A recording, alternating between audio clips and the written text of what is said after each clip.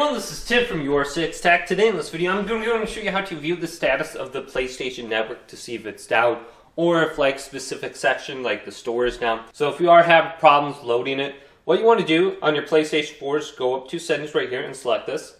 Then scroll on down to network. Then right here we have view status of PlayStation Network.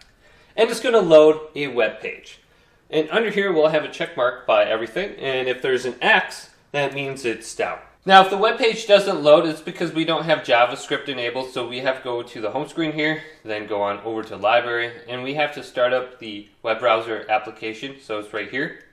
Then we have to go to the options for this, so let's press options, then go to settings, then enable JavaScript right here, and then we can go back to it, and it should load now. So let's go back to settings, network, view status of PlayStation Network. So if we scroll on down now, we can see all services are up and running. Account management, gaming, social, PlayStation Video, PlayStation Store, PlayStation Direct.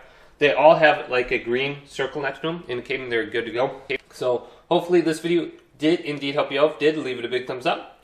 And subscribe to my channel down below for more tech videos coming up next on YourSixTech.